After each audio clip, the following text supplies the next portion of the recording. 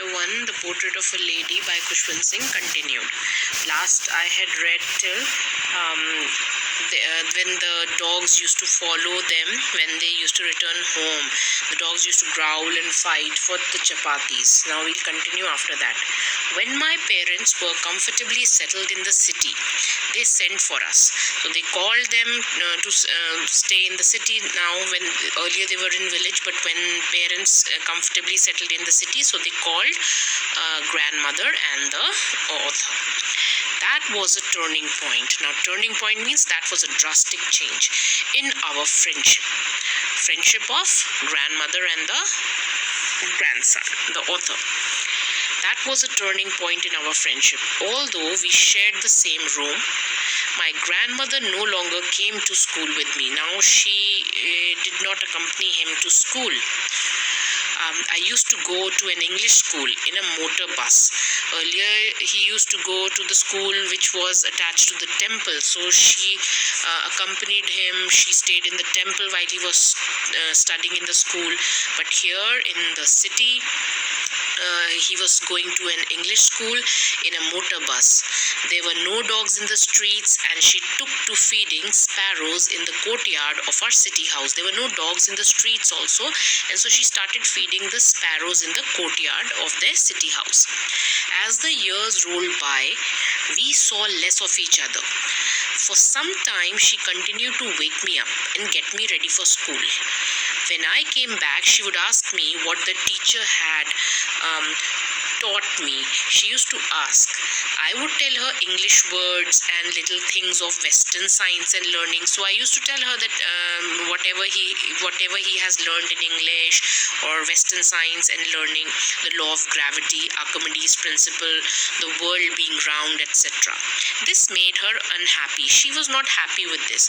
She could not help me with my lessons. Now she could not help him with the lessons, all these English and Archimedes' principle and earth being round, something like these Western science and learning. So she could not help him. So she was not happy. She could not help me with my lessons. She did not believe in the things they taught at the English school and was distressed that there was no teaching about God and the scriptures. She was quite distressed. She was quite sad that there was no teaching about God and the scriptures. One day I announced that we were being given music lessons. She was very disturbed. So when she heard earlier, in those days, music was not considered good at that time. So when one day I announced that we were being given music lessons, she was very disturbed. To her, music had lewd associations.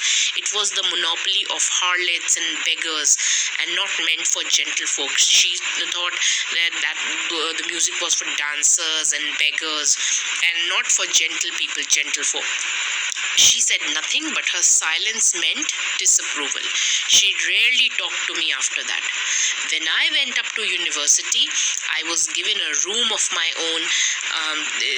When he grew up, when he went up to the university, so he got a separate room. He was given a room of his own.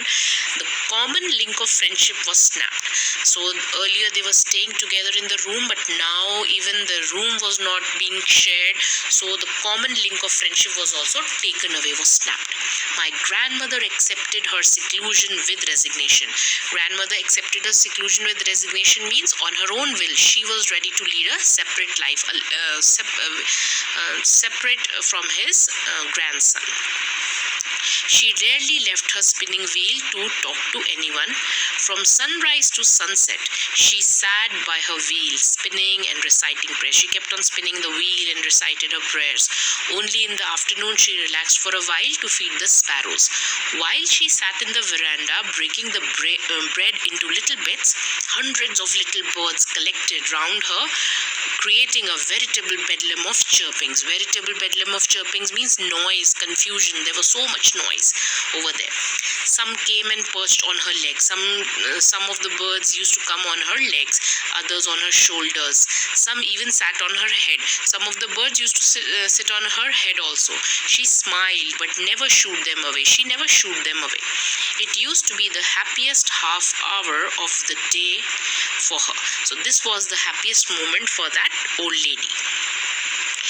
Now, when I decided to go abroad for further studies, now after completing university or whatever he was doing, so when he decided to go abroad for further studies, I was sure my grandmother would be upset. So I was sure that she would be upset. I would be away for 5 years, and at her age, one could never tell. So I was supposed to go for 5 years, and then at her age, one could never tell.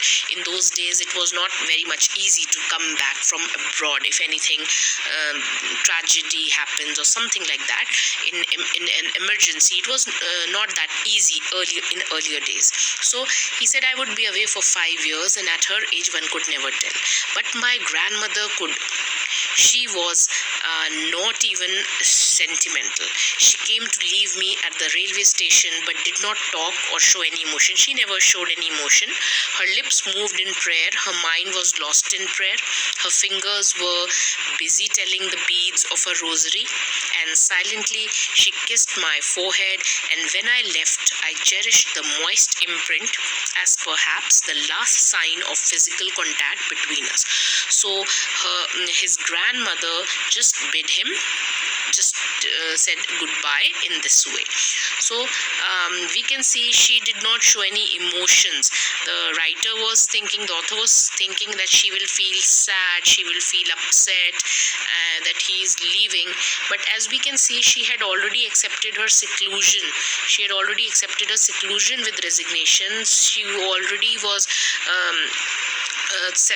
spending time alone without the author. So when he planned to go abroad for further studies, at that time she accepted this also, and she just gave him a goodbye kiss on his forehead, and then he went.